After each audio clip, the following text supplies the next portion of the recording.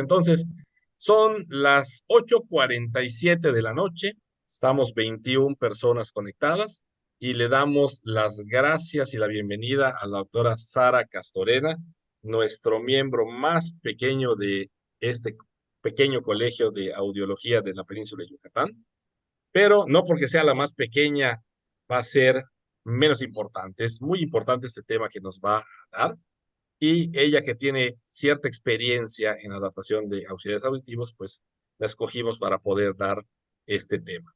Muchísimas gracias, doctora Sara.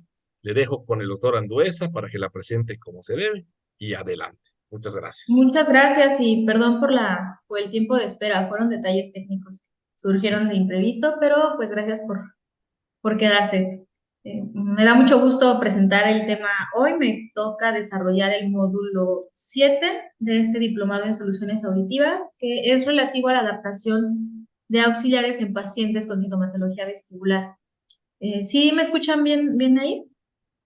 Si me permiten, voy a... Sí, ah, sin problema, doctora. Sí, doctora, ¿todo bien? perfecto. Voy a compartir pantalla entonces. Bueno, Pero, bueno, pero sí, preséntala como se debe, Luis, por favor. Ok, ok, ok. Es que vi que la doctora ya se encarriló. ya me había Ya se arrancado, encarriló, perdón. ya no la Está quise muy detener. emocionada.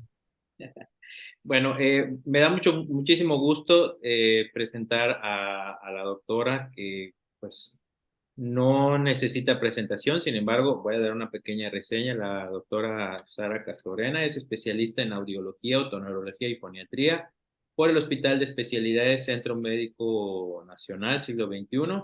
Está certificada por el Consejo Mexicano de Comunicación, Audiología, Otoneurología y Foniatría y es socia de la Asociación Mexicana de Comunicación, Audiología, Otoneurología y Foniatría. Ha participado en múltiples cursos y seminarios y tiene práctica privada desde el 2021. Le dejo el micrófono, doctora. Adelante con su presentación y muchísimas gracias por su participación. Como siempre, nos da muchísimo gusto tenerla aquí. Gracias por considerarme, siempre me ponen a estudiar. Está bien, perfecto. Bueno, pues gracias por quedarse y por esperar. ¿Puedo ya compartir mi pantalla, doctor? Sí, doctora, dele compartir, yo le digo si todo está bien. Acá.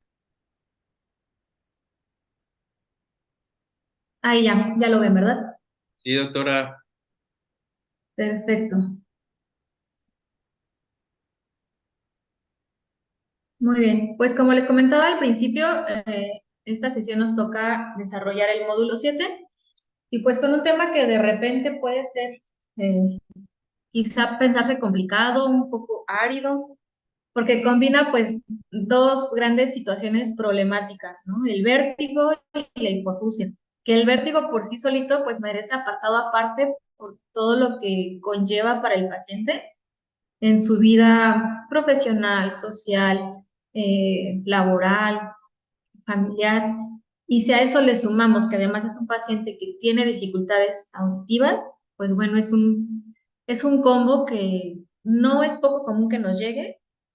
Seguramente todos en nuestra consulta vemos este tipo de pacientes y pues nos guste o no nos guste, ellos van buscando una solución y sentirse mejor, ¿no?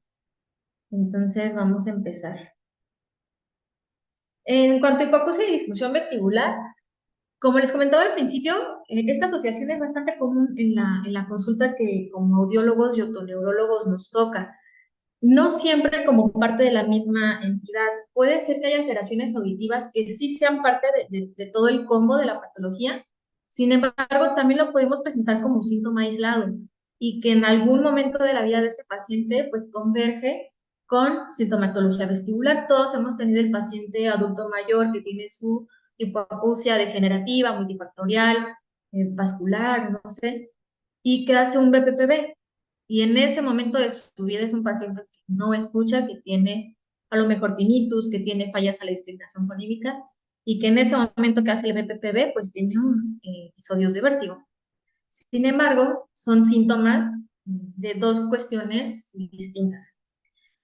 Entonces, para fines de la plática, lo vamos a abordar o me voy a enfocar en aquellas patologías o en aquella patología en donde sí es parte de la misma condición clínica. Si nosotros vemos por edad, los diagnósticos de vértigo van a variar. Si nos enfocamos en los pacientes en la población infantil, vamos a ver que la migraña vestibular y el vértigo paroxístico benigno de la infancia tienen gran relevancia. Específicamente la migraña vestibular, conforme va avanzando la edad en los adolescentes, adultos jóvenes, pero entrando a la segunda, tercera, cuarta década de la vida, podemos ver que la migraña vestibular y el síndrome de Meniere pues empiezan a hacerse presentes de manera constante, ¿no? En cuanto a diagnósticos de patología vestibular específicamente. ¿Qué otras patologías podemos considerar? La hipoacusia súbita, que se presente junto con síntomas vestibulares, que sabemos que esta presentación clínica, pues de entrada es de mal pronóstico para la función del paciente, porque generalmente son aquellas hipoacusias que son severas, profundas, y que al acompañarse de la sintomatología vestibular, pues hablan de un mal pronóstico. Pero usualmente es algo transitorio. El paciente probablemente va a quedar pues con su secuela de hipoacusia severa o profunda, pero la cuestión vestibular, el vértigo o los síntomas agudos en el momento de que sucedió la hipoacusia o el daño agudo, va a ir compensando. No es un paciente que constantemente vaya a estar teniendo la sintomatología. Quizá quedemos con cierta instabilidad que se va a ir tratando con rehabilitación y pues la rehabilitación auditiva si es que es candidato el paciente. Las causas infecciosas como las laberintitis. También es raro que un paciente que cursó con laberintitis en algún momento quede con secuelas importantes a nivel vestibular. Lo que se espera es que el paciente, conforme responda al tratamiento farmacológico, pues entonces también irán remitiendo el resto de los síntomas.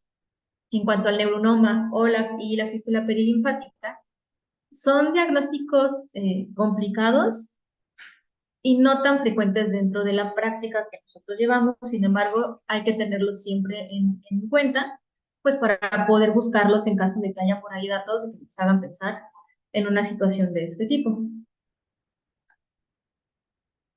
En niños es un tema totalmente aparte. Lucas.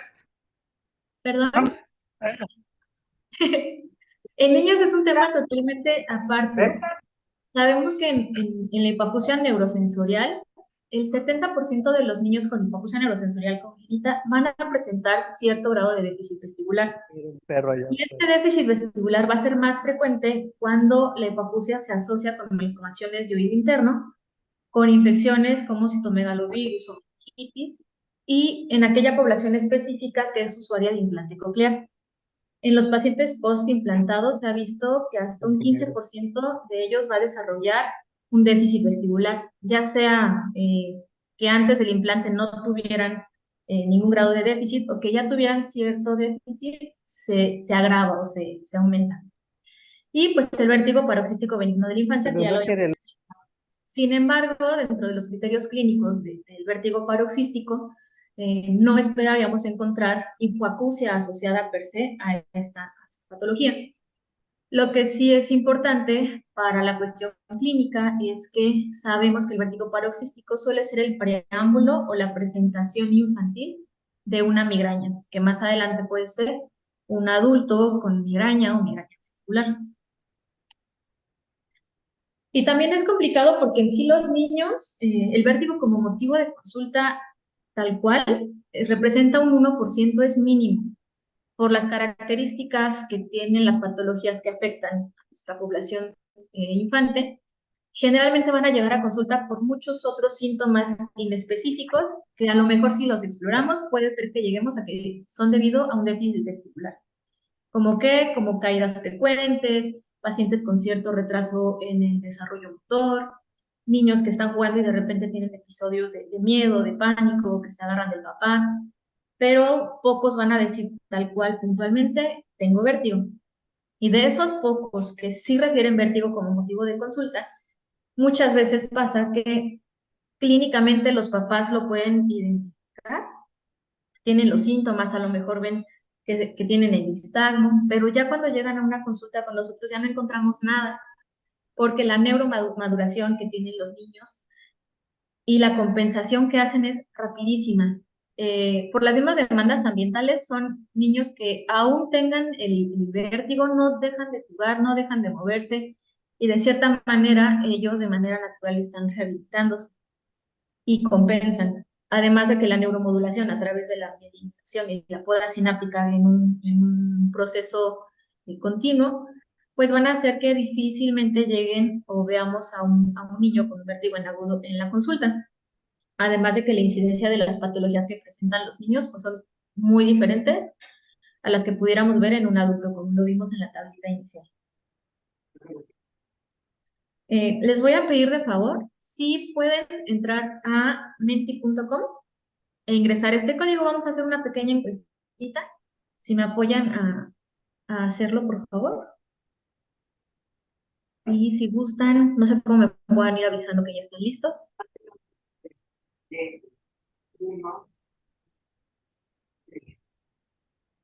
¿Esto de aquí? Es menti.com, nada más. ¿Dónde está? Pueden unirse con el código QR. Vamos. ¿Puedes regresar el código un momentito, Sara, porfa? Sí, claro, está aquí arriba, doctor. ¿Sí lo alcanzan a ver? Es Ah, ya, gracias, 3231 gracias. 6094.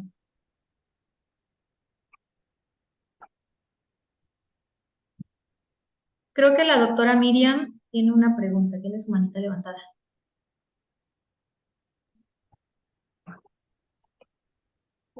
No, solo avisarte que ya estaba ahí en la página. Ah, perfecto, muchas gracias, perdón. Listo. Entonces, en la aplicación pueden ver ustedes esta pregunta. Dentro de las principales patologías que cursan con hipoacusia y síntomas vestibulares en adultos, ¿cuáles son? Me interesa saber en su práctica personal o en su práctica privada, ¿qué es lo más que llegan a ver de hipoacusia con síntomas vestibulares?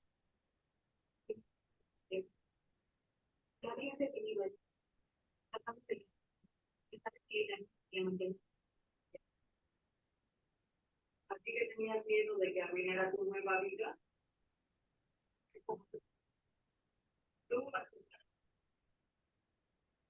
Anoma, hipoacusia súbita, Menier, hipoacusia súbita, presbiacusia, Menier.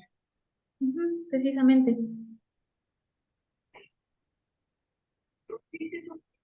La venopatía súbita. Muy bien.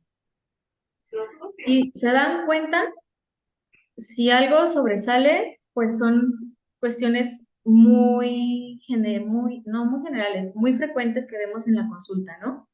La hipoacusia la degenerativa, síndrome de Menier, enfermedad de Menier. Schwannoma, claro que va asociado.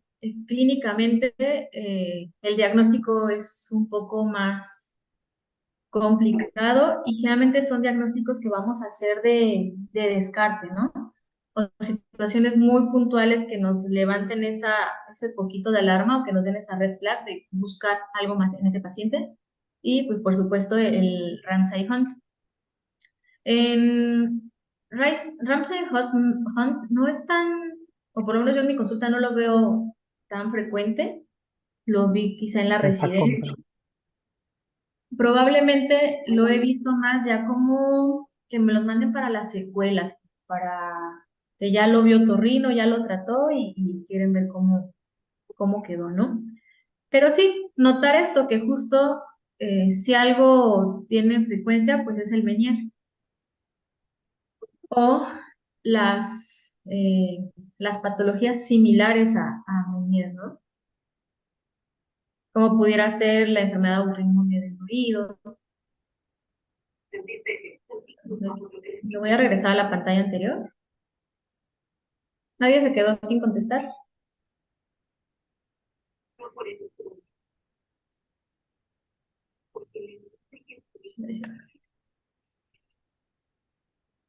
Muy bien. pegaba.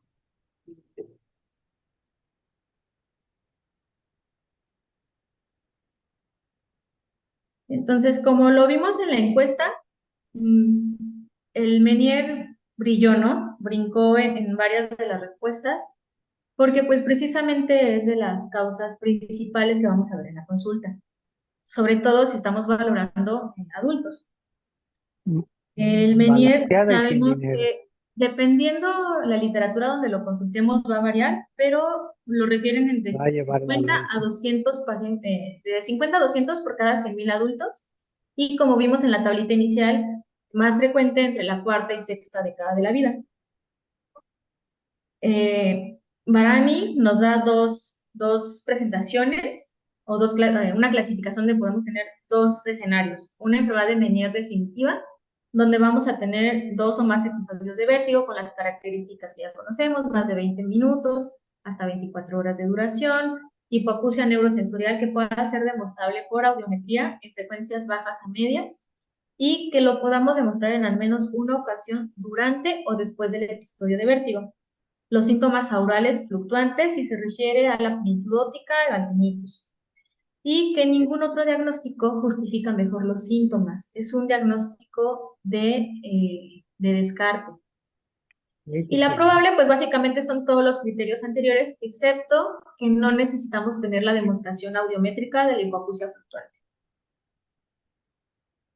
No es una clase de Menier, pero nos va a servir más adelante, pues justo como para comprender lo complicado y pues sí, sobre eso, lo complicado de tratar de adaptar auxiliares a un paciente con estas características y que es tan amplio, las opciones que tenemos son tan amplias como amplio es el estudio del Menier.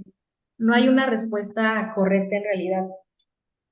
Hay un paradigma tradicional de la fisiopatología del Menier, en donde tenemos distintos factores etiológicos que provocan cambios histopatológicos que observamos a causa de la hidropesia endolinfática, a causa del aumento de la presión de líquido endolinfático en el espacio. Y que este hidrops nos va a dar pues los síntomas clásicos y característicos del Menier. Sin embargo, dentro de un paradigma no tradicional, tenemos que estos mismos factores etiológicos provocan una alteración en la homeostasis de los líquidos endolinfáticos, perdón, del líquido endolinfático, que va a provocar toda la característica de síntomas, pero además va a provocar la hidropesia, es decir, el hidrops endolinfático como un síntoma más, una expresión más de esta alteración en la homeostasis. Y es aquí donde nos abre la puerta a que podamos considerar a la migraña vestibular, el síndrome de Menier o la enfermedad de Menier como expresiones diferentes, pero probablemente con un mismo sustrato patológico. Y que nos explica a esos pacientes, ¿no? Que no todos son de libro y que de repente tienen clínica muy parecida de Menier, pero no cumple todos los criterios, pero también tienen migraña y que nos meten de repente en aprietos. Y lo que platicábamos al principio, por sí mismo el vértigo es un síntoma muy incapacitante que se considera que va a impactar directamente en el ámbito físico. Es decir, es un paciente que va a tener dificultades en su movilidad, que va a tener miedo o incapacidad al movimiento, que probablemente deje de hacer actividades de su vida cotidiana por este miedo o realmente por la incapacidad, por la inestabilidad o el vértigo. Pero los síntomas auditivos impactan más en el ámbito emocional y social, en sus relaciones interpersonales, en su autopercepción, en su autonomía, en las relaciones de pareja. Si combinamos estos dos síntomas, pues en realidad se está alterando bastante la percepción de calidad de vida del paciente. Y en el Menier pues tenemos el combo, porque es un paciente que va a estar teniendo vértigo de manera episódica y además con los síntomas auditivos, que conforme avanza la enfermedad van a ir siendo más notorios. La frecuencia de las crisis va a ir disminuyendo progresivamente según la historia natural de la enfermedad y tiene cierto factor pronóstico. Un paciente que no ha tenido una crisis en un año tiene una alta probabilidad de que al siguiente año tampoco tenga crisis. Sin embargo, en el periodo agudo o cuando están debutando tiende a ser más agresiva y entonces un 13% de los pacientes pueden llegar a tener de 1 a 2 crisis por año, 23% entre 3 y 12 por año y hasta 63% llegan a tener más de una crisis por mes. Entonces, definitivamente es una condición que nos interesa controlar, ¿no? Y rehabilitar. Y es muy importante considerar que la percepción de incapacidad y la intensidad de los síntomas no van directamente relacionados con el grado de daño. Es decir, se ha visto que las poblaciones neuronales del ganglio espiral no se ven realmente disminuidas en los cortes histológicos, aún en pacientes que tienen toda la clínica de Meniere. Aunque hay datos de hidropesia en los cortes histopatológicos, las poblaciones neuronales se conservan. Aunque hay cambios por la hidropesia, por el hidrops, se observan células ciliadas. Entonces, se refieren los artículos que en los estadios iniciales de la enfermedad, los cambios no van a ser en realidad significativos respecto a la clínica que tiene el paciente. Ya en los estadios más avanzados, pues sí se ven cambios en la microestructura y ya se ven entonces, pues sí, lesiones más establecidas, cierta disminución de la población neural, las células pilosas, los cilios se pueden pegar entre sí, se desprende la mácula, se desprende el grupo reticular, se pueden desprender las células pilosas. A nivel vestibular, disminuye la población de las células ciliadas tipo 2, tanto en las máculas como en las ámpulas, pero ya en los estadios más avanzados de la enfermedad, en el periodo agudo, donde están, perdón, en el periodo inicial, cuando están los síntomas más fuertes, en realidad no se ven grandes cambios a nivel histológico en el caso del hidrops endolinfático. Y clínicamente en las pruebas que podemos hacer para complementar el diagnóstico de estos pacientes, ya sea audiológicas, otoneurológicas, si le queremos hacer VIGID, evidenistagmografía, térmicas, lo que le quieran hacer al paciente, pues precisamente no hay un parámetro o un resultado como un punto de corte, ¿no? Los hallazgos pueden ser muchos, desde encontrar todo normal hasta tener algunas alteraciones, pero no me van a hablar de qué tan grave es la sintomatología del paciente. Y entonces tenemos que podemos tener síntomas auditivos como tinnitus, hipoacusia, plenitud óptica, que son los más frecuentes.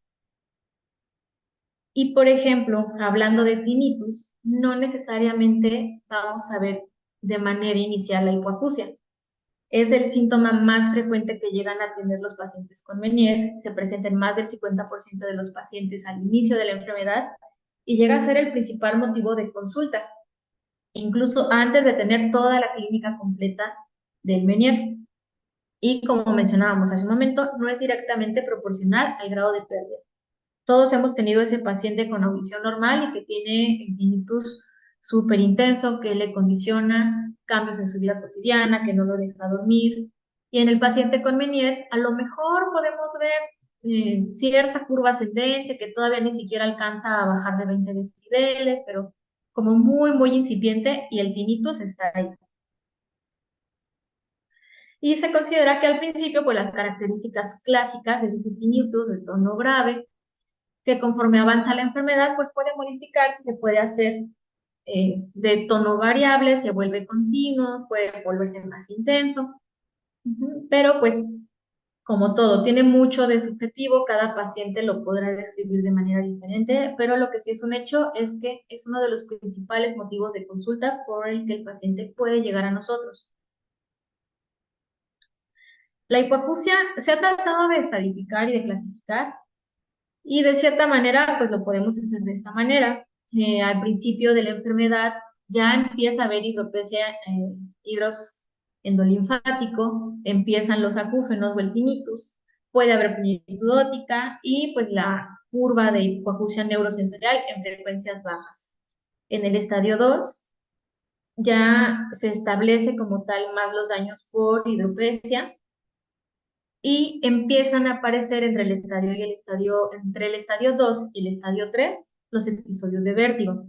En el estadio 3 estos episodios serán más intensos, más frecuentes, la hipoacusia se establece ya más, se puede hacer más evidente, y ya en los estadios 4 y 5 son las etapas más avanzadas de la enfermedad, donde se considera que ya hay tanto daño y la presión endolinfática ya no puede aumentar más, que los síntomas disminuyen irónicamente, pero porque pues ya no hay estructuras sanas o receptores sanos que se puedan quejar por ese aumento de la presión. Y es en esta etapa, en el estadio 5, donde a lo mejor ya no tenemos episodios de vértigo, pero vamos a tener ya esas hipoacusias de curva plana, severas o profundas, y con los episodios de vértigo no tan frecuentes, sino más bien podemos tener a los pacientes con inestabilidad. Se puede clasificar también de acuerdo al promedio de los umbrales en las frecuencias del habla. En este estudio lo hacían de acuerdo al peor audiograma 6 meses previos a iniciar un tratamiento. Difícilmente vamos a poder nosotros estadificar a nuestro paciente así, pero nos puede servir como de un parámetro y sí se relaciona de cierta manera con la clasificación anterior que vimos. En el estadio 1, donde las frecuencias del habla van a estar por arriba de 25 decibeles, el estadio 2 entre 26 y 40, el estadio 3 entre 41 y 70 y el estadio 4 mayor a 70 decibeles. Ahora, ¿por qué volver a ver esta tablita que a lo mejor nos pusieron en el R1, en el R2?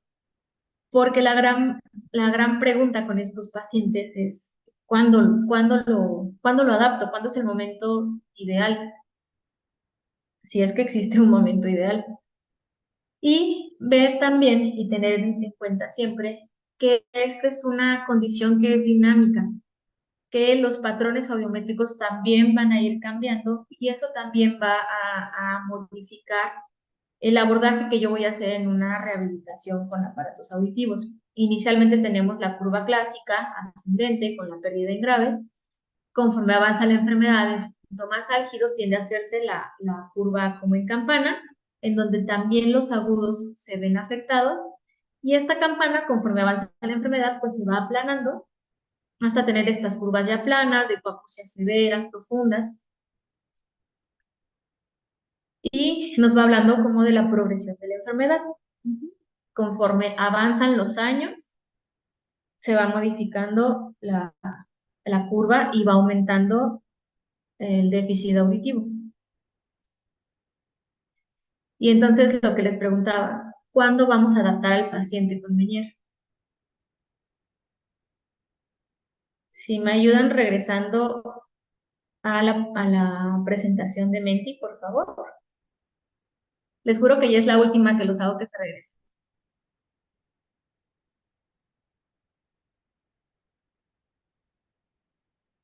Se van ¿ok? Cuando el umbral auditivo ya está estable.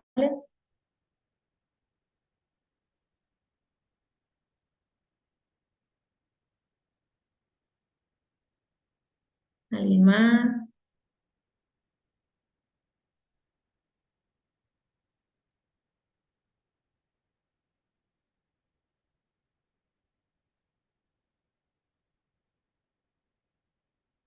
En todo momento. ¿Ok?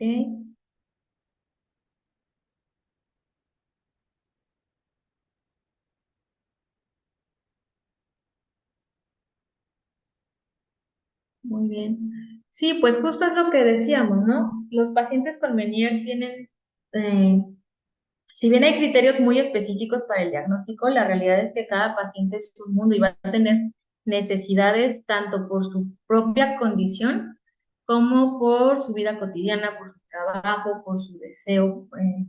Entonces, no hay una respuesta correcta. En realidad, sí hay algunas especificaciones, sobre todo para que no nos metamos en conflicto o en problemas, ¿no? Con el paciente. Pero sí, básicamente hay que checar bien cuando esté estable la hipoacusia y tener en cuenta justo que no haya muchos cambios en la audición que tienen que ver con esto de estabilizarlo, ¿no?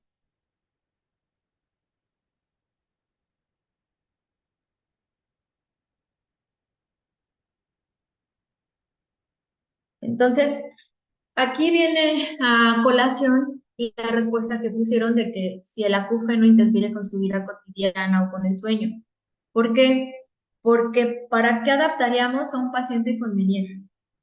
Puede ser porque queremos tratar la hipoacusia, o puede ser porque necesitemos una terapia sonora o mejorar las aferencias auditivas en ese paciente porque tiene acúfenos y ya le están interfiriendo en su vida cotidiana. Entonces, o para los dos, dependerá de lo que nosotros estemos buscando de nuestro paciente y de la clínica que el paciente nos esté refiriendo. El paciente ideal, pues sería aquel donde hay hipoacusia neurosensorial, medio moderada, con umbrales simétricos, bilateral, donde ya tengamos umbrales estables y que haya una buena discriminación fonémica. Pero todos los que hemos trabajado con pacientes con Meniere sabemos que pues esto es utópico, ¿no? Difícilmente vamos a tener a un paciente con estas características. ¿Por qué? Pues porque sabemos que el Meniere, aunque puede tener presentación bilateral, incluso si es bilateral, rara vez se presenta de manera simultánea. Generalmente un oído empieza y después empieza a expresarse en el otro. Y los umbrales estables, bueno, es el sueño de todos nosotros, ¿no? Pero tampoco es tan fácil de lograr. ¿Qué dificultades necesitamos considerar al adaptar a los pacientes que están cursando con Meniere? Pues lo primero, lo que hablábamos, las características evolutivas de la enfermedad, que per se va a haber fluctuaciones en la audición. El deterioro será progresivo, independientemente de que fluctúe entre crisis, va a ir bajando también en el transcurso del tiempo. Que las hipoacusias suelen ser asimétricas. También que va a haber lesiones endococleares y esto va a expresarse clínicamente en que podemos tener pacientes con reclutamiento, con disminución del rango dinámico, como en cualquier paciente con hipoacusia neurosensorial, que podemos tener fenómenos de distorsión acústica, que puede haber disminución de la comprensión verbal o incluso datos de regresión fonémica. Además de que al inicio de la enfermedad, como lo vimos, hay hipoacusia ascendente.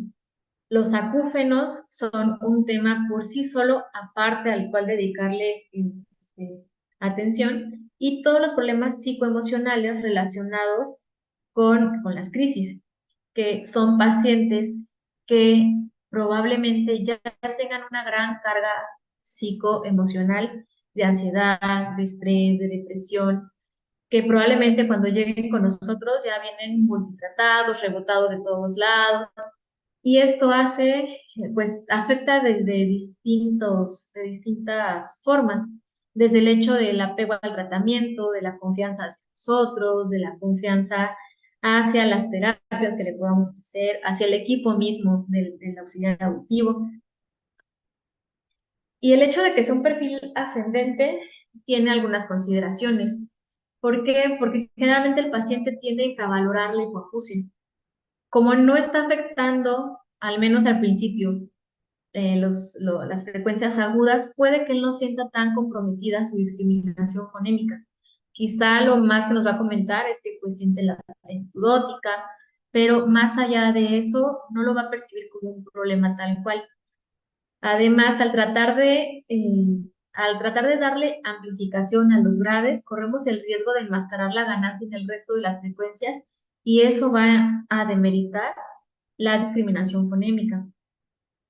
Y que sabemos que para poderle dar ganancia a los graves, mientras más oclusión tengamos, más amplificación le vamos a dar. Sin embargo, en estos pacientes per se van a tener sensación de plenitud óptica y encima yo voy a poner un acoplador que probablemente no tenga tanta ventilación, puede ser que yo aumente esa sensación de plenitud. Y lo que veíamos que este es un paciente con Meniere, ya es un estudio subsecuente, es un paciente con muchos años de evolución, Y bueno, lo vamos a ver más adelante, pero cuando llega conmigo, llega con esta audiometría y vemos la discriminación fonémica del oído izquierdo pues bastante comprometida. Entonces, recomendaciones básicas de selección. Como en cualquier otro paciente, tendremos que fijarnos en algunos parámetros específicos, como la ganancia, las consideraciones anatómicas, la edad, la evolución de la pérdida auditiva, los criterios técnicos o tecnológicos que vamos a necesitar para nuestros pacientes, el presupuesto del paciente, la actitud del paciente y la estética, que no debería ser la más importante y probablemente para nosotros como clínicos no la sea, pero para el paciente puede ser determinante en que quiera o no quiera usar un aparato. En cuanto a la ganancia, tenemos que verificar bien el momento en el que queramos adaptar a nuestro paciente, como bien lo dijeron, pudiera ser en cualquier momento. Lo ideal es que sí sea con una hipoacusia ya estable, pero podemos adaptarlo desde pérdidas superficiales, moderadas, severas, siempre y cuando veamos pues que el aparato que estamos indicando, que el auxiliar que estamos indicando sea el adecuado para ese tipo de pérdida, considerando que puede fluctuar y que puede ir progresando. Ahora, algo específico aquí es que no se recomiendan los auxiliares intracanal o completamente en el conducto, precisamente porque nos van a dar una mayor sensación de oclusión. Entonces, no serían recomendables. Además de que si el conducto es muy pequeño, no vamos a tener que sacrificar componentes y por lo tanto ciertas funciones que en este tipo de pacientes pudiéramos necesitar. Las consideraciones anatómicas pues son muy importantes. El hecho de que un paciente esté cursando con vértigo con Meniere no implica que no pueda tener otras cosas. Entonces hay que verificar cómo están pabellones auriculares, que tienen malformaciones, que el conducto auditivo esté permeable, que el tímpano esté sano, que no haya otras complicaciones que tengamos que valorar al momento de la adaptación.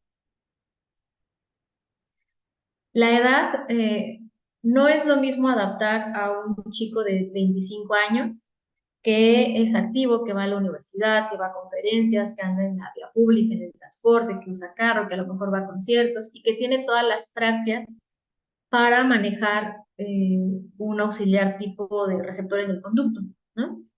O un paciente, un adulto mayor que vive solo, que ya tiene dificultades para la motricidad fina, para la coordinación, que ya la aferencia y la agudeza visual ya no está tan bien. Tenemos que verificar eso también para saber qué aparato, qué auxiliar va a ser el ideal o el mejor para nuestros pacientes. Porque si no podemos de repente toparnos con estas cosas. Él es un paciente de 80 años que llega a la consulta con un par de auxiliares intracanal. Y entonces viene porque siente que ya no escucha igual y viene preguntando si es él que ya no escucha igual, quería su audiometría o si es el aparato que ya no sirve. El aparato evidentemente pues con el filtro que traía repleto de cerumen, todo el aparato en sí lleno de cerumen y lo primero que me topo es con esta imagen y pues vemos ahí unos cuantos filtros de su aparato del lado derecho. Retiré los que estaban aquí más al exterior, que eran como 5 filtros junto con cerumen, y al fondo todavía había algunos otros más. Entonces, pues ya aquí lo pasé a la siguiente ventanilla, la doctora María Prieto terminó de hacer el trabajo sucio y sacó bastantes filtros más. Y pues ya se va a adaptar otro tipo de auxiliares porque evidentemente no era un paciente candidato para auxiliares del tipo intracanal. En cuanto a la evolución, pues lo veníamos platicando. Son pacientes que va a ir progresando la pérdida auditiva y que puede fluctuar, incluso si ya lo tenemos con cierto periodo en que se estabilice. Sabemos que los pacientes con Meniere pueden tener recaídas o pueden tener episodios ocasionales y entonces tenemos que prever eso. Si yo busco una adaptación y me queda muy justito, si ese paciente baja su umbral o fluctúa, ya no lo voy a alcanzar.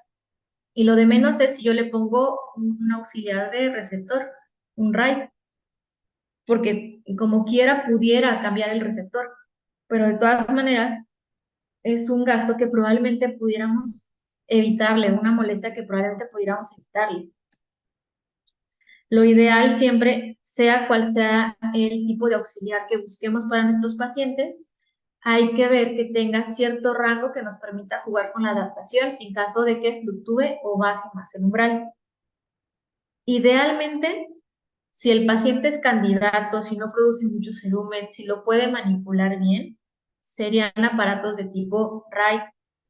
Son aparatos que generalmente ya vienen a partir de las gamas medias altas y entonces no nada más por el hecho de que tenga los receptores y me permita jugar con las potencias sin modificar o sin comprar todo el equipo después, sino que me va a permitir que tenga conectividad, que tenga enlace a aplicaciones y más adelante vamos a ver que eso es importante en este tipo de pacientes.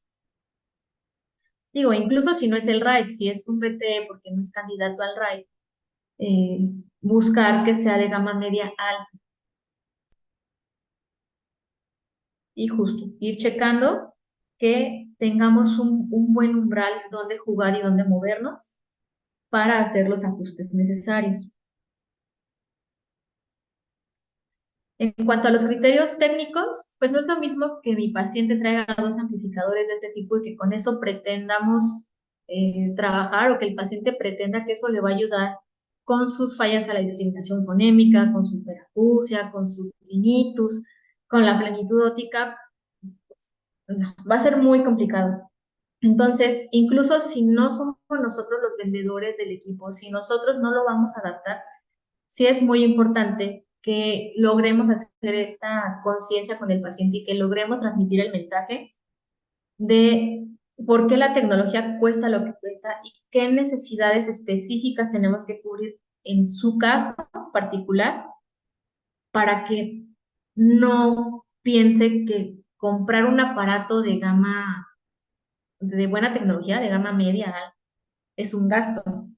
Ajá. Que no se vaya por comprar 2 equipos de 3,000 pesos y entonces cuando vea lo que cuestan las tecnologías adecuadas para su caso, pues lo cree inalcanzable. Sin embargo, es nuestra labor, aunque no lo vendamos nosotros, aunque lo vayamos a mandar a que lo compre en otro lugar, el paciente tiene derecho a saber por qué necesita lo que necesita. Es muy distinto ese tipo de tecnología a que yo realmente pueda valorar en mis pacientes qué opciones tengo, qué modelos puedo ocupar, qué me ofrece cada modelo, si mi paciente tiene tinnitus, si tengo terapia sonora, qué tipo de ruidos, si tengo rescate frecuencial, si tengo cortes de pico, o sea, de todas las opciones que yo pueda requerir en mi paciente y adecuarlas de manera personal a las necesidades de cada uno de ellos va a ser muy importante. Y no estoy haciendo comercial a la marca, pero es el único software que tengo. Y lo que les comentaba de que el hecho de ofrecerles o de adaptarles tecnologías de gama media alta es que me permite tener conectividad. Por ahí del 2008 sacaron un estudio con un adaptador, sí, con un adaptador portátil de Videx. Y entonces era un adaptador que se llamaba SP3, que era de uso clínico. Sin embargo, se los dieron a cierto número de pacientes con Meniere y durante 8 semanas les enseñaron cómo utilizarlo, los capacitaron y básicamente les dijeron, de aquí a acá no le muevas, no le cambies nada, pero a estos parámetros tú los puedes modificar dependiendo de las fluctuaciones que tengas durante estos meses. Y entonces vieron en el estudio cómo los pacientes podían ir modificando su adaptación para que les fuera útil, que les fuera cómoda, incluso si tenían fluctuaciones a causa del Meniere. Y este artículo concluía con que pues debería seguirse investigando y que quizá en un futuro tuviéramos esta herramienta de manera inalámbrica. Y pues resulta que ya lo tenemos. La mayoría de las marcas ya tienen sus aplicaciones para el celular. Usualmente funcionan mejor con iPhone, pero ya muchas también tienen para Android, para que el paciente pueda conectar sus aparatos con la aplicación. Si bien no va a poder hacer ajustes finos, puede ser de cierta manera una herramienta para que el paciente se empodere de su auxiliar, de su condición, que le dé confianza en que él también puede, él o ella pueden sentirse cómodos modificando algunos parámetros en sus equipos para hacerlo más cómodo. Nos podemos apoyar mucho de los programas, ¿sí? Pero el hecho de usar programa 1, programa 2 y tenerle eh, diferentes parámetros en cada programa, suele ser un poco limitado porque la fluctuación del paciente no va a ser como de, fluctúa programa 1, ya me queda ahí como anillo al dedo. Son fluctuaciones que son, en el artículo lo mencionaban, son un tanto impredecibles, y entonces es difícil que con ponerle 1 o 2 programas al paciente podamos cubrirle esa necesidad cuando tiene las fluctuaciones en la audición. Entonces, no es la panacea, pero nos puede ayudar bastante. Además, esta tecnología de que se pueda conectar, nos va a permitir también poder hacer adaptaciones a distancia.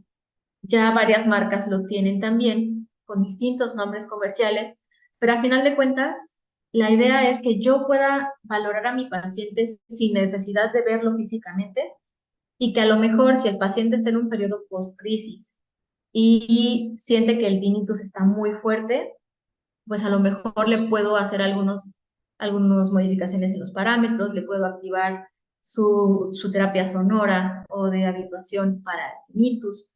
Entonces, me permite tener más facilidad. Los pacientes con Menier no son pacientes de los que podamos verlos en una consulta y decirles, bueno, lo veo al próximo año y cuídese, ¿no? Son pacientes que regularmente van a estar en la consulta por un motivo u otro. Si no es por la hipoacusia, es por el tinnitus, es porque hizo crisis o porque se siente inestable, pero van a estar ahí. Y si encima los tenemos con un aparato auditivo, es un motivo más por el cual darles un seguimiento estrecho. Si a ese paciente tiene fluctuaciones y no le puedo hacer modificaciones o no lo veo o no lo dejo, es un paciente que va a terminar teniendo el aparato en un cajón porque nunca le va a ajustar y nunca va a sentir que realmente le esté ayudando. También hay algunas marcas que manejan alertas de caída. Son sensores que detectan las caídas y que dan aviso a los primeros 5 contactos registrados en la aplicación.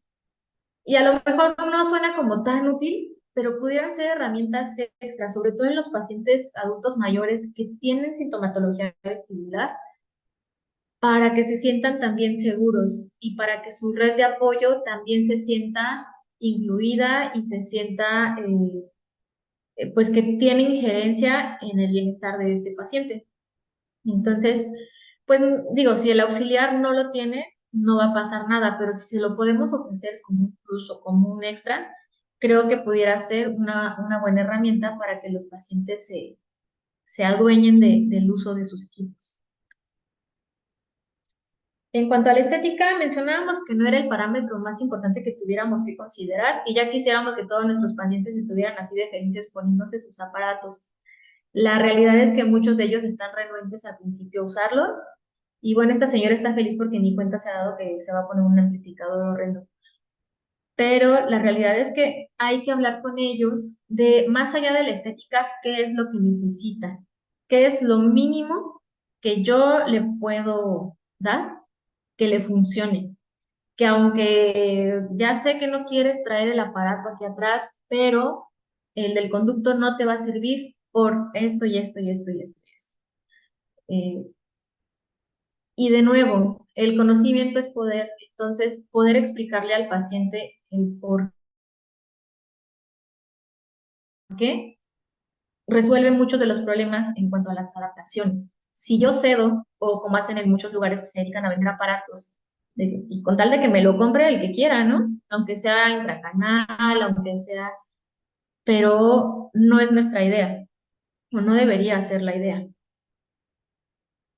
En cuanto al presupuesto y actitud general del paciente, pues aquí sí, nuestro México mágico, de repente vamos a encontrar pacientes en situaciones bastante complicadas en cuanto a lo económico. Sin embargo, lo mismo, eh, tienen derecho a saber qué es lo que necesitan en tecnología, y si ahorita no lo tienen, ver cómo lo consigo, ver cómo me organizo, donaciones con mi familia, porque no me puedo quedar con lo mínimo si no me va a servir. Y la actitud general del paciente, básicamente es que eh, lo quise enfocar como en ciertas señales de alarma o red flags, sobre todo en el sentido de que lo último que queremos es comprarnos un problema. Entonces, son pacientes que cursan con una condición que no se va a curar, que aunque logremos llevarla a un estado estable, no se le va a quitar, y que ese paciente probablemente va a estar regresando con nosotros, y qué mejor que regrese pues a sus controles, a ver cómo va, su seguimiento, y no que esté regresando a reclamar o porque no ha mejorado o no siente que nada le esté ayudando. Entonces, es muy importante que tengamos claridad con los pacientes en el objetivo de la adaptación. ¿Por qué te voy a adaptar? Te voy a adaptar porque porque tienes tinnitus y te está interfiriendo en tu vida cotidiana. Ok, lo que esperamos de eso es A, B, C. Te voy a adaptar porque tu hipoacusia está interfiriendo en tu vida cotidiana. Pues pasa esto y esto y esto. Si no existe esa claridad en el objetivo de por qué lo voy a adaptar, el paciente, vaya, puede que ni siquiera quiera dar ese paso. Y el hecho de que tenga expectativas poco realistas también es muy importante. Supongo que a todos alguna vez nos ha pasado el paciente que cree que el aparato va a detener el daño, o que el auxiliar auditivo va a poner pausa a la condición. Explicarle que no es así, y sin embargo es algo que es necesario. Si el paciente tiene una mala red de apoyo, sobre todo hablando de los pacientes adultos mayores, pues también hay que tener mucho cuidado en eso. Desde el cuidado del aparato, desde quién le va a ayudar a ponérselo, a quitárselo, cómo lo va a guardar, cómo lo va a manejar, quién le va a ayudar con los insumos. Y esto en los pacientes con venir es súper importante, el mal apego al tratamiento. Si bien en la historia natural de la enfermedad va a llegar un punto en el que se estabilice, en agudo es bien importante las medidas higiénico-dietéticas, diurético, betaistina. Va a haber ocasiones en que tengamos que utilizar esquemas de esteroides. Entonces, no es algo tan sencillo, y si el paciente no tiene apego al tratamiento, es un paciente que nunca va a estar cómodo, nunca va a estar al 100, va a estar regresando porque no hay mejoría, pero tampoco está haciendo nada de lo que le estamos indicando. Entonces, desde ahí hay cierto problema, y me lleva al siguiente punto, a la mala relación médico-paciente. Si yo ya no creo o no confío en que este paciente esté haciendo nada de lo que le estoy pidiendo, me está llevando el tratamiento, y el paciente no confía en mí, en las indicaciones que le estoy dando, no escucha, no quiere atender, mm, nos vamos a comprar un problema. Pensando en que yo no vendo el equipo, pues a lo mejor le mando el problema a alguien más, a quien me vaya a vender. Pero si yo vendo y adapto el equipo, además de esta cuestión clínica tan importante, pues va a estar la cuestión económica de que ya me pagó, ¿no? Y de que ya le compré el equipo y de todas maneras no me sirve y pagué un montón. Y, y no sé ustedes, pero a mí esos pacientes no puedo. No es el paciente que todos quisiéramos. Entonces, traté de hacer la clase muy clínica. No me metí en parámetros de adaptación, porque es un mundo. Cada paciente con Menier va a tener necesidades específicas. No hay una receta de adaptación que me vaya a servir para todos. Básicamente es retomar las herramientas que ya hemos visto en estas sesiones del diplomado, desde el rescate frecuencial, desde el manejo de tinnitus, porque son herramientas que voy a rescatar y que me pueden ir sirviendo para adaptarlas a cada paciente en específico. Lo que sí me parecía muy importante o muy rescatable de este tema, justo es perderle el miedo a la adaptación en este tipo de pacientes, que son pacientes complicados, pero que, pues, que se puede hacer, o que me gustaría que nos lleváramos la idea de que intentemos hacerlo. Para el paciente el poder escuchar bien va a ser una gran diferencia en su calidad de vida. No sé si hasta aquí tengan algún comentario, alguna duda.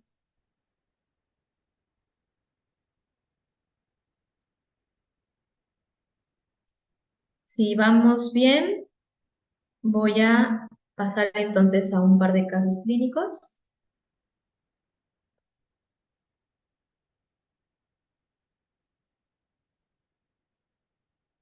El primer caso clínico es Kelly. Ella llegó a consulta en enero del 2022 y al momento del diagnóstico tenía 21 años, era estudiante de arquitectura y no tenía comorbilidades, bueno, de crónico-degenerativas, ni quirúrgicas, ni infecciosas. Sin embargo, sí tenía anacusia izquierda aparentemente congénita y la detectaron a los 3 años de manera incidental. Tiene diagnóstico de síndrome de Tourette desde los 6 años y en un interrogatorio ya dirigido específico, refiere que presentó episodios de vértigo desde la infancia. Platicando con ella y básicamente con sus papás, que son los que se daban cuenta, cubría criterios parecía un vértigo paroxístico de la infancia. Y el resto, pues sin mayor importancia para el padecimiento actual.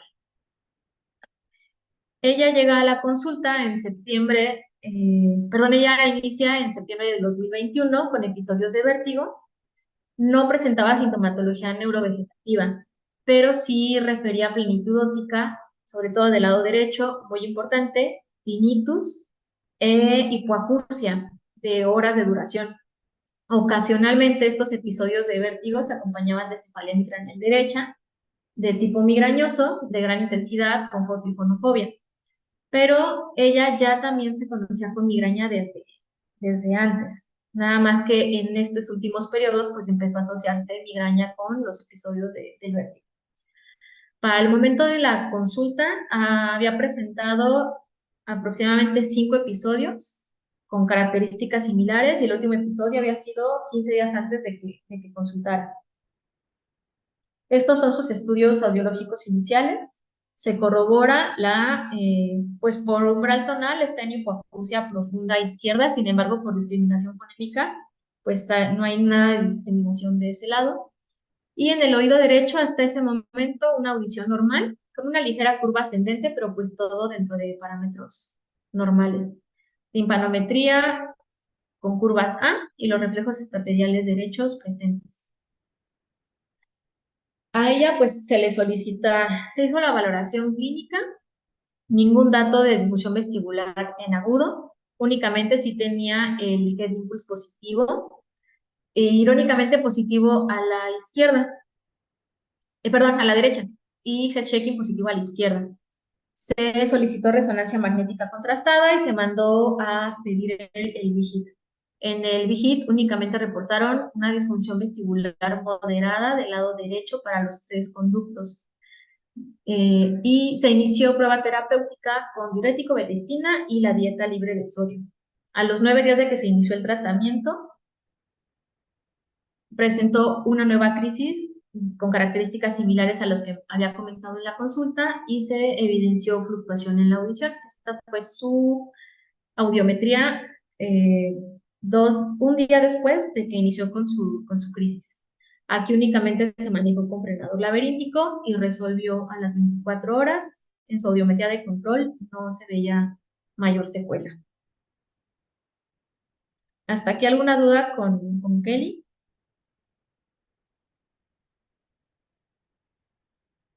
Muy bien. Estuvimos aproximadamente 4 meses, relativamente estables. No se había pensado en auxiliar auditivo. Ella no estaba interesada en algún sistema Bicross ni nada por el estilo, pensando en la anacusia izquierda. Pero a los 4 meses presenta una nueva crisis y ahora refiere plenitud óptica importante, el tinnitus muy intenso que interrumpía su vida cotidiana, interrumpía el sueño y la hipoacusia pues realmente ya bien establecida en las frecuencias graves. Pareciera, por PTA, pues se queda en audición normal, pero teniendo anacusia del lado izquierdo, para ella era realmente incapacitante este grado de pérdida en el oído derecho. Y pese a tener documentada la disfunción vestibular derecha, rara vez en sus crisis Kelly refirió vértigo. Sus síntomas eran de predominio auditivo. Y entonces, pues nos pusimos a temblar todos, ella, yo, sus papás, porque pues había un cambio significativo en su audiometría respecto a los estudios anteriores. Entonces, se le dio tratamiento, pero aquí la pregunta es, si no mejoraba, si se quedaba así, ¿qué iba a pasar con Kelly? Entonces, con esta audiometría, ponernos a pensar cuál hubiera sido la opción desde el punto de vista audioprotésico para Kelly en este momento, adelantándonos a que si no mejoraba con el tratamiento farmacológico, Kelly no aceptó terapia intratimpánica y la verdad es que yo tampoco era de la idea de meter la terapia por ser un oído único valioso. Entonces, pues era un volado, darle tratamiento farmacológico y esperar que mejorara, pero si no, ¿qué le hacemos? ¿Qué le pondrían ustedes?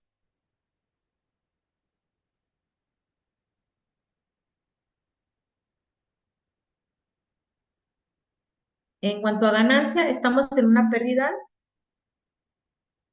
pues estamos en audición normal, pérdidas en graves, hasta moderado, pero en PTA está normal. La principal queja de Kelly era fallas en la discriminación fonémica y la sensación de plenitud óptica. Pero, Perdón, ajá. pero ¿y su logoaudiometría cómo estaba?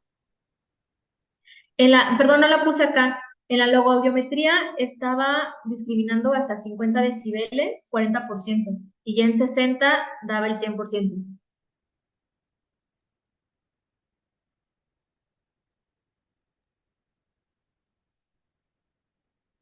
Bueno, pues yo pensaría en un auxiliar que tuviera receptor intracanal, ¿no? Para que no generáramos tanta plenitud también y sí levantar aunque no es tanta la pérdida, digo, pero sí está batallando para la discriminación. Sí, sí, era lo que inicialmente fue lo que se pensó en un auxiliar tipo RIC, con un receptor pues no tan potente. La dificultad con cualquiera de los aparatos, de los auxiliares, es que la ganancia no la dan tanto hacia los graves. Aunque yo suba de potencia en los graves, no va a haber gran diferencia como si fueran en los agudos. Pero sí, un tipo RIC era lo que habíamos pensado. Con Kelly es todo un caso porque pues tenemos solo un oído y es el que está dando la sintomatología tipo Menier. Tuvo buena respuesta al tratamiento, afortunadamente. Se le inició esquema de esteroide a dosis reducción y se comentó el caso con un reumatólogo pensando en que pudiera tener mucho componente pues autoinmune. Respondió súper bien, regresó a sus umbrales normales y pues no se hizo necesario. Sin embargo, sí se platicó con Kelly desde este momento, pues eso, que teníamos un solo oído que estaba funcional, que las opciones de adaptación en estos momentos no nos iban a dar la respuesta ideal que buscábamos, que la opción pudiera ser un RIC, que nos daba la ventaja de poder subir de potencia cambiando el receptor sin que tuviera que hacer la inversión de nuevo para otro equipo, que si más adelante ella lo decidía en la gama media alta en que se le estaba ofreciendo el equipo, pudiéramos hacer el enlace a un sistema cross y, y que fuera lo que se habló con los papás de Kelly fue que habría que hacer un fondo desde ya para que en el momento que se requiriera el aparato auditivo pudieran tener el presupuesto para tener la mejor tecnología, porque pues Kelly es una mujer joven, es profesionista, es arquitecta, y es el único oído que tenemos sano. En cuanto a la evolución de la pérdida auditiva, después de este episodio tan feo, hizo uno más a los 2 meses, se le volvió a dar esquema de esteroide, volvió a ganar como estaba sin mayor complicación y lleva desde el último episodio hasta acá sin crisis, se estabilizó, pero se estabilizó en audición normal, entonces ahorita pues no hemos adaptado nada hasta el momento. Sin embargo, es de esas pacientes que de repente me despierto a medianoche y digo, Eli, ¿cómo estará? El caso clínico número 2 es Francisco. Perdón, una pregunta, doctora. En el caso anterior, o sea, ¿por qué esperarnos a que tenga una cuestión auditiva ya franca del lado derecho cuando ella del lado contrario, pues no tenemos audición? ¿Por qué no adaptar desde ahorita un cross? ¿Por qué esperarnos? Principalmente ahí porque Kelly no quiere. Es la cuestión aquí entra esta Ok, cuestión del o sea, no había presupuesto y una la cuestión cuestión de la clínica tecnología. realmente, pues es más bien que la paciente no quiere usar. No, Kelly no o sea, en general Kelly no quiere usar auxiliares. Ahorita, después de las crisis tan fuertes que tuvo, se resignó porque pues se tuvo que hablar con ella de eso, pero ella no quiere usar auxiliares y no quiere usar, está muy bien adaptada, o sea, pues prácticamente desde que nació, pudiéramos pensarlo, porque a los 3 años se dieron cuenta, pero probablemente eso fue congénito. Entonces, el oído izquierdo, pues, está su vida cotidiana ya perfectamente adaptada En a algún donde... momento, perdón, en algún momento se le ofreció al equipo para que lo pudiera utilizar y probar, porque a mí me han tocado muchos pacientes que también tienen una hipoacusia unilateral desde la infancia y sin embargo a veces llegan ya en edad adulta, o sea, diciéndome, doctora, es que me hace falta, o sea, me hace falta el otro lado, o sea, porque, o sea, No, aunque toda la vida llevan escuchando así, digo, sí nos hace falta. y a ella se le probaron equipos, se le probó la conectividad en sistema Cross, pero no, el componente psicoemocional en este caso en específico era muy, muy importante. Tanto la plenitud óptica como el tinnitus en el caso de Kelly era su principal molestia. El vértigo prácticamente no lo vimos asomarse de gran cosa durante las crisis y eso le podía mucho. Entonces tenía mucho componente de hiperacusia, no toleraba el molde, las adaptaciones, sí, la amplificación. Entonces es una paciente complicadita para adaptarla. Se probó el sistema Cross, no lo quiso definitivamente y una vez regresando a sus umbrales normales del oído derecho, estamos como en stand-by, nada más, pues sí, con esa consigna de que hagan su presupuesto para que cuando se requiera, porque en algún momento se va a requerir. Entonces, que tengan pues el presupuesto para poderle poner la mejor tecnología. Pero sí, justo son esos pacientes que cuesta trabajo como de dónde le abordo, cómo te ayudo, ayúdame a ayudarte. Pero por fortuna era muy apegada al tratamiento, a las terapias, al medicamento, a la dieta. Entonces, ahorita está estable y esperemos que así se mantenga bastante tiempo. ¿Alguna otra duda con este caso?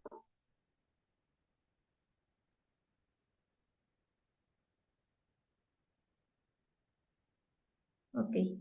Ya este es el último, es Francisco, él es maestro universitario de profesión biólogo, tiene 54 años y él como antecedentes únicamente tiene hipertensión arterial de 9 años de diagnóstico, en adecuado control con enalapril. Fuera de eso no tiene otras comorbilidades. Él ya se conocía con síndrome de Meniere, tenía aproximadamente 10 años con el diagnóstico, no se le realizó aquí, se le realizó el diagnóstico en Ciudad de México y actualmente estaba sin ningún tipo de tratamiento. Él refiere que ocasionalmente tiene episodios, tiene crisis, y él solito se toma su difenidol y pasa. Acude a consulta porque ha notado mayor dificultad para la discriminación fonémica y hipersensibilidad con ruidos que antes no presentaba. Él ya usaba un equipo BTE en el oído izquierdo con un molde de silicón, marca Rexton, desde hace unos 5 años, y el molde sí, el molde no lo habían cambiado desde entonces, traía todavía el mismo, y evidentemente pues ya con mala ganancia y mal confort. Ya una vez que llegó a la consulta, pues le tomamos el tratamiento desde cero, otra vez a ponerlo a su liposódica, su diurético, la betestina. Le volvimos a hacer audiometría al mes y pues no hubo cambios significativos en la audiometría, aunque clínicamente ya no presentaba, no presentó durante ese mes ningún episodio de vértigo y se le quitó el difenidol definitivamente. Esta es la audiometría que les enseñaba al principio. El auxiliar que él traía era un Rexton de tecnología bastante básica en el oído izquierdo. Vemos una curva plana que corresponde con una evolución de largo plazo de un Menier. Y la discriminación fonémica, pues que está bastante comprometida. Ya no se exploró en 100 o más, porque él refería al giacusia, entonces ya no se exploró más porque realmente le molestaba. Y en el oído derecho, una hipoacusia superficial. La curva no propiamente ascendente, pero pues sí, con caída puntual en 500 y con una discriminación fonémica de el 80% en 40 decibeles, acorde con el rango de audición. Entonces, específicamente para Francisco, ¿cuáles serían sus opciones? Pensándolo, como lo veníamos viendo así, en ganancia. En un oído tenemos una pérdida severa del oído izquierdo con muy mala discriminación fonémica y del lado derecho tenemos una pérdida superficial. Tiene 54 años, todavía está activo, da clases, la otoscopia está normal. Ay, ya que se me puede querer. Entonces, yo con Francisco lo que hice fue, pues de entrada, sugerirle cambiar de tecnología, irnos a un equipo con mejores herramientas y mejores estrategias para mejorar su discriminación fonémica. En el oído izquierdo le propuse un sistema RIG y pues aplicar estrategias de ganancia frecuencial. El tinnitus no era gran problema para él, principalmente era lo comunicativo. Y explicándole que pues estaba muy comprometida la discriminación fonémica, que aún con el equipo probablemente iba a ser cuestión de seguirlo utilizando, acoplarse, rehabilitarse y sobre todo a la par adaptar ya el oído derecho para que tuviera bien la ganancia del oído derecho y pudiera seguir sintiendo cierta mejoría o sí, sobre todo mejoría en la discriminación fonémica, que era con lo que más él estaba batallando. En el oído derecho, pues no había tanta complicación, está en una pérdida superficial y también se le propuso un sistema RIG con un receptor de menor potencia. ¿Tienen alguna duda aquí con Francisco?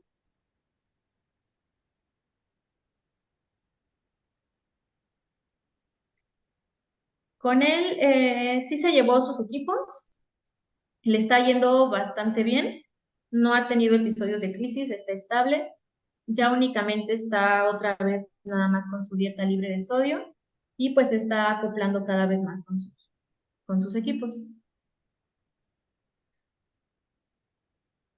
Entonces, de casos clínicos son los que les traje, porque son los que para mí se me hicieron, bueno, Kelly es como mi coco. Y Francisco se me hizo muy ilustrativo en cuanto a qué tecnología poder utilizar o qué le conviene a mi paciente, ¿no? Entonces, si no hay más dudas, por mi parte sería todo. ¿Algún comentario, alguna pregunta?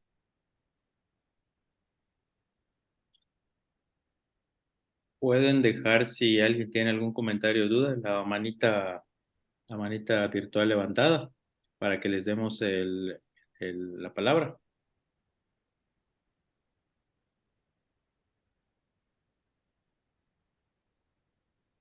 Yo sí quería comentar, doctora, la verdad es que en cuanto a los pacientes de Meniere, hablando específicamente de los pacientes de Meniere, creo que algo que pues es el coco es que tienen muchísimo reclutamiento también, entonces creo que también es parte de la dificultad de la adaptación es ese reclutamiento, ¿no? O sea, hay que utilizar algún aparato, algún equipo que se pueda ajustar adecuadamente con la cantidad de canales y bandas y todo eso, ¿no?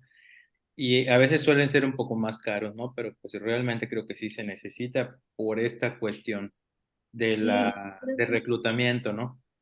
sí, justo era como eh, esa cuestión de que nosotros como clínico, o sea, sí dejarle muy claro al paciente que no porque sea barato va a ser lo indicado. O sea, que si el paciente únicamente ve el costo de un equipo de alta gama, porque alta gama significa que va a tener ese tipo de tecnología, que va a tener más canales, que me va a permitir hacer ajustes finos, que voy a tener herramientas de descarga frecuencial, de terapia sonora para tinnitus.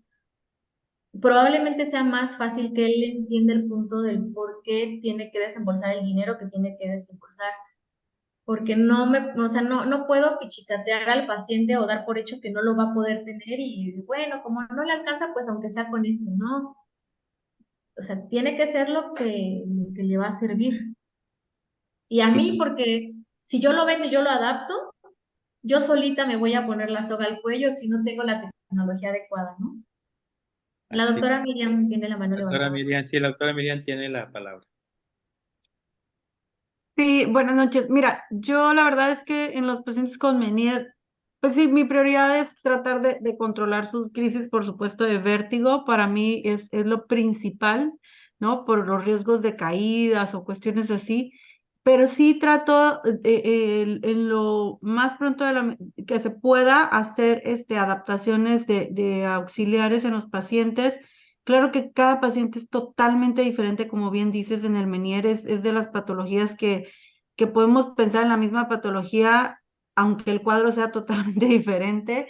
Este, pero sí, en lo personal, yo sí creo que la audición es súper, súper importante. Tengo varios pacientes con Meniere y la verdad es que les he adaptado auxiliares auditivos, inclusive Meniere unilateral y todo, y la verdad es que ellos mismos, o sea, salen muy contentos porque ellos me refieren que mejora mucho su calidad en el sentido de que pues sienten su audición más completa, no sienten tanta ya como plenitud, porque muchas veces confunden como esta parte de la plenitud también por la misma pérdida auditiva.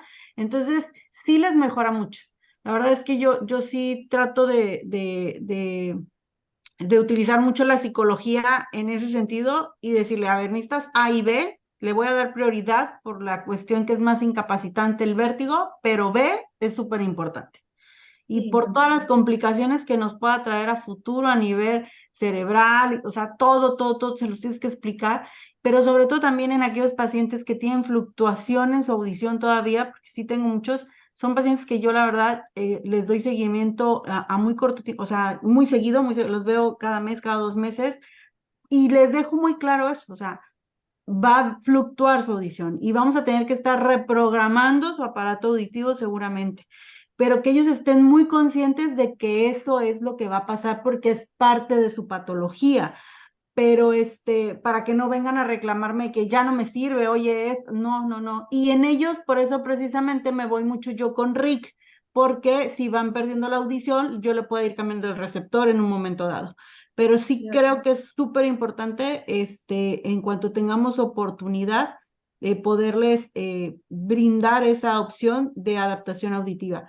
qué mejor que pudiéramos darles la mejor tecnología, pero no depende de mí, depende del bolsillo de los pacientes muchas veces, pero sí que sepan y conozcan qué opciones hay, y si no tienen para comprar lo que a mí me gustaría o que yo creo que es lo que necesita, pues a lo mejor algo más básico, siempre y cuando cumpla con ciertos requisitos, por supuesto, no le voy a dar algo, pues que no le sirva, Lo pero que decíamos, ¿no? Lo mínimo indispensable que necesito que tenga. claro, claro, pero siempre dejándole muy claro al paciente que me quedo limitada porque no le voy a poder ayudar mucho a lo mejor. Si viene, ay, es que oigo el viento, pues sí, oiga, pero agarró el más básico. O sea, yo se lo expliqué, yo le dije, esto es así, así, así. Pero siempre creo que es bien importante dejarle muy claro al paciente qué va a obtener, y que estamos muy amarrados al comportamiento de su patología. O sea, y no es nada más ya te la diagnostiqué y así es, no, o sea, esto va a ir variando día con día, y a lo mejor pues vamos a tener muchos cambios. Que esté muy consciente de eso, nada más. Gracias, muy padre la plática. Gracias. La doctora Muchísimas Rachel. gracias por compartirnos su experiencia, doctora Guerrero. La doctora Rachel también tiene la mano levantada, doctor. A ver, la doctora Rachel tiene la palabra. Ni la conocemos. ¿Quién será? Hola, ¿qué tal? Buenas noches a todos. Buenas noches. Buenas noches, doctora. Eh, bueno, nada más aquí comentar algo. Creo que lo que decía, me parece que es Ale Guerrero quien participó antes, porque no me sale el nombre de quién es, pero creo que tiene mucha razón. Es importante. Muchas veces creo yo que uno de los errores que se comete con los pacientes con anemia es justamente esperar a que el paciente se estabilice, y muchas veces esa posibilidad se alarga demasiado, y si no adaptamos un auxiliar auditivo, estamos limitando al paciente no solamente a seguir sufriendo crisis de mareos, que bueno, un aparato no les va a quitar esta sintomatología, pero además estamos disminuyendo la posibilidad de que mejoren su calidad de vida, porque además no escuchan. Creo que en los casos que la doctora nos compartió, algo que hubiera sido de vital importancia es realizar umbral de disconfort. El umbral de disconfort es muy importante al momento de hacer adaptación de auxiliares auditivos, sobre todo en los pacientes en los que Sí, el rango dinámico tenemos está. reclutamiento o tenemos algiacusia importante, y este, eh, determinar un rango dinámico cuando este es muy acortado. Creo que eso tendría que ser un criterio importante para considerar poner más o menos tecnología. En el caso de la paciente doctora de Kelly, ¿no? Tú decías hace un rato que poner un aparato tipo RIC no le iba a dar suficiente ganancia en las frecuencias graves. Cuando tú haces una adaptación eh, con molde o con micromolde, o como se llame, porque aquí depende mucho de la marca, ¿no? Sí. Cómo le llaman a la pieza que va dentro del oído. Esa adaptación nos va a ayudar a que algunas frecuencias, a obtener más ganancia en algunas frecuencias, y probablemente esto va a beneficiar al paciente. Eh, Creo que, como dice Alex, y fue la que participó antes, es importante devolverle al paciente lo antes posible la posibilidad de escuchar, pero también es importante hacerle conciencia de que su condición va a requerir de mucho seguimiento, de que tiene que tener la posibilidad eh, de que tiene que estar consciente de que su audición puede fluctuar, y que eso va a implicar visitas tal vez frecuentes durante la consulta. Cuando nosotros le hacemos esta conciencia al paciente, el paciente va a entender su condición, va a entender que no es un tema que tiene que ver necesariamente con el aparato, y va a entender que tampoco tiene que ver con la capacidad que nosotros tengamos o el conocimiento acerca de la adaptación. Entonces, creo que es importante hacer conciencia en ello. Es importante no esperar a que el paciente se estabilice, porque eso puede durar años, ¿no? Pero también creo que es importante tratar, por lo menos en la parte de adaptación, de cubrir toda la información necesaria para que esa adaptación sea lo más correcta posible, ¿no? Sí, muchas gracias por su aportación, doctora. Es correcto. Gracias, doctora. Muchísimas gracias por su participación, doctora. ¿Alguien más?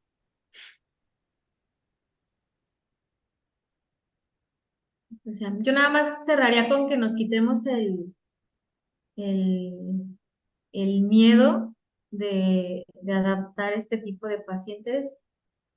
Como bien menciona la doctora Rachel, cada paciente es bien distinto y clínicamente son pacientes que a lo mejor es complicado, pero no nos podemos quejar que por afuera gente que ni siquiera es audiólogo o médico les vende equipos que no les sirven y que además los adaptan técnicos o licenciados en no sé qué, si nosotros no le estamos entrando. Entonces, es como un tema que tenemos pendiente con nuestros pacientes, se los debemos, ¿no?